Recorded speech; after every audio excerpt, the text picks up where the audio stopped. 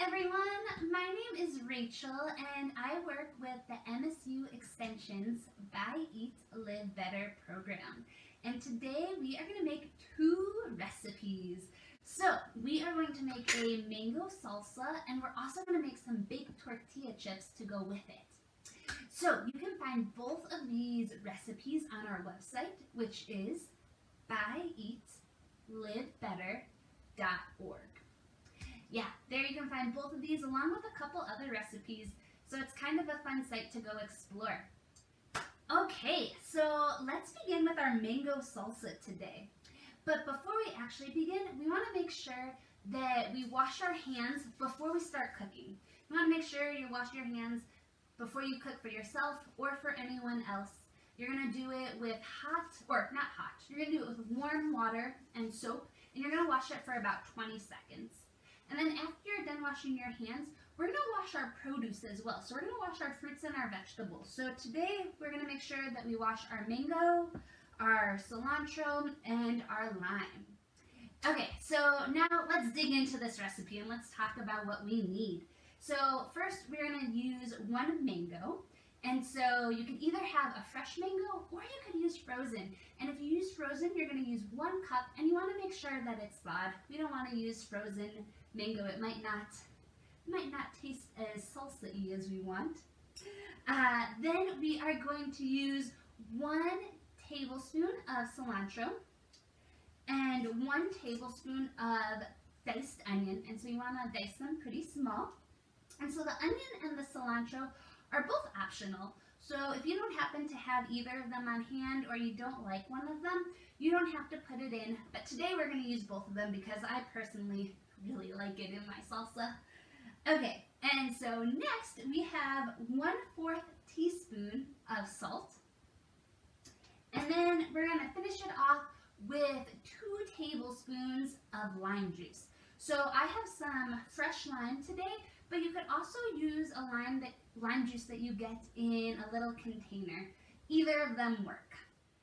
Okay, so we are going to start off with our mango, and we are going to peel the skin off our mango. And so I'm going to start off by just kind of slicing just a little cut with my knife into it, and then I'm going to actually take my peeler and peel the rest of it.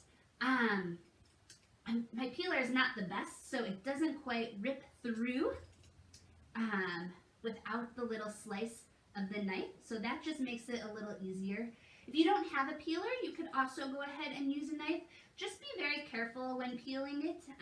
You want to make sure you kind of peel away from yourself.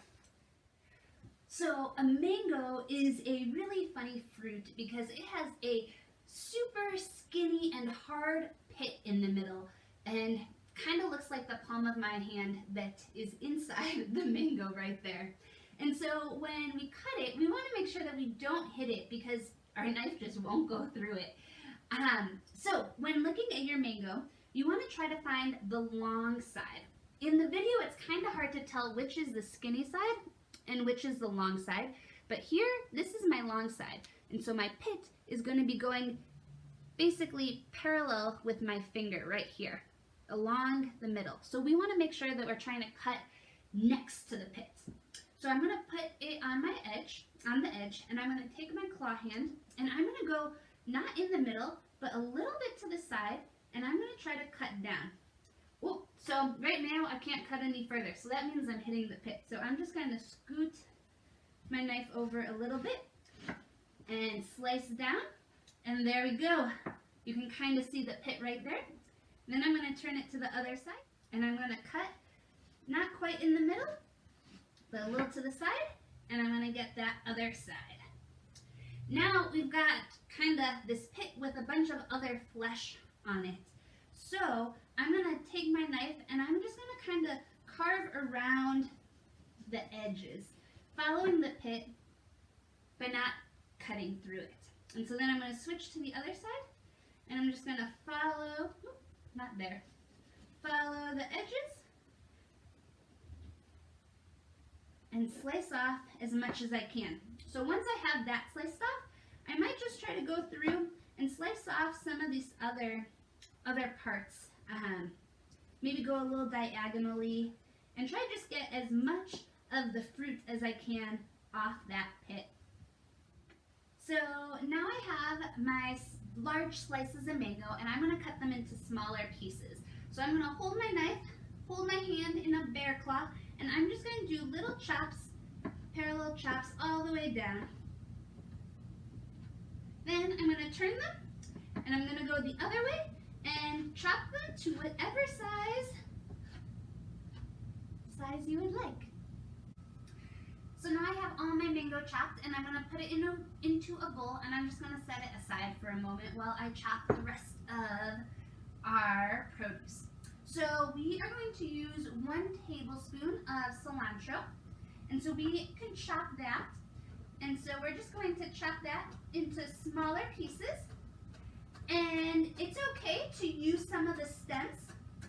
I usually go partially down, but the stems have the same flavor as the leaves.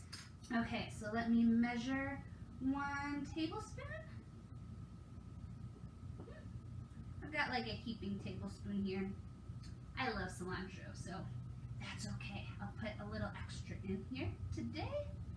Okay, and then we also need 1 tablespoon of onion. So I'm just gonna peel this back. I just cut a little bit off because I think this will actually probably be more than we actually need. So I'm gonna also put my hand into the bear claw, and I'm just gonna make some thin slices going down. And I personally like my onion chopped really finely in the mango salsa. I just think it adds a nice flavor without adding too much crunch or texture. Okay, so then once we have all our pieces, then I'll just kind of go through and chop them. And I will measure out 1 tablespoon of onion. And I'm actually not going to do a heaping tablespoon of onion in this. I'll just do exactly 1 tablespoon. And so I put my onion and my cilantro in the bowl. Then I'll go ahead and add a salt. So we need 1/4 of a teaspoon. So we don't actually need that much salt, but this will just help pull out some of the flavors, in the mango and the cilantro. Next, we're gonna finish with our lime. So I'm just gonna go ahead and squeeze, get some of that juice out. And so we need 2 tablespoons of lime juice. So now we have everything in. We're gonna mix it all together. Make sure you get that cilantro mixed in, the onion mixed in, the salt, and the lime juice. Okay, now let's go ahead and make some baked tortilla chips to go with our mango salsa. Okay, so in case you took a break in between the mango salsa and the baked tortilla chips, let's make sure we wash our hands with warm soapy water for 20 seconds and just sanitize the surface that we're going to be working on for making these tortilla chips. Okay, so next let's talk about what we're going to need. We're going to need some non-stick spray, some salt, and the recipe calls for 3 10-inch tortillas. These can be wheat, these can be whole grain, these can be corn. You can use whichever you like or whatever you already have on hand. So that's kind of nice about this recipe. You have a variety of options. Okay, so we are going to start with cutting our tortilla. So you are going to cut down the middle and then cut across. And then you're going to have 4 sections, and you're going to cut each of those sections in half. So we're going to end up with 8 little triangles when we are finished. So kind of like a little pizza slice. Then, after we have our tortillas cut, we are going to take our non-stick spray, and we are going to spray, actually, let me show you, a baking sheet. So I actually don't have a baking sheet, so I'm going to use a casserole dish, and either will work fine. You just want to make sure whatever you use is safe to put in the oven. And so you're going to take that spray, and you're just going to do a light layer on the bottom so the tortillas don't stick. Then you're going to go ahead and take these slices, and you're going to layer them so there's just 1 flat layer on the bottom. Okay, so once you are done layering them so that all the tortillas are nice and flat and not on top of each other, you're going to take your non-stick spray again, and we're just going to spray it lightly on top of of the tortillas. And then you're going to go ahead and take some salt and just lightly salt them. So you don't want too much, but a little bit of salt will add a nice bit of flavor to it. Okay, and so now they're ready to be cooked. So we can put them in the oven, and you want to set your oven to 400 degrees, and we're going to cook them for 8 to 10 minutes. One thing to be careful about is sometimes depending on the oven and where your rack is, they might cook a little quicker. So since it's so quick and short, you want to make sure you keep your eye on them. Okay, our tortilla chips are done. So let's turn off the oven and we are going to go ahead and pull them on out. Okay, so a few things to check for to make sure that they are done. You want them to be crispy, and you also want them to turn a slight brown color. And those are two good signs that our tortilla chips are ready to be eaten. But before we do that, we just want to let them cool off for a few minutes.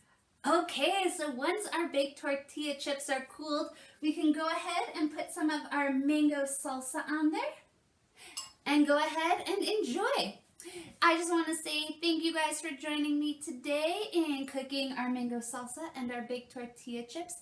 And remember, if you want to check out more recipes, look at our website at buyeatlivebetter.org. Thanks again, and see you all later.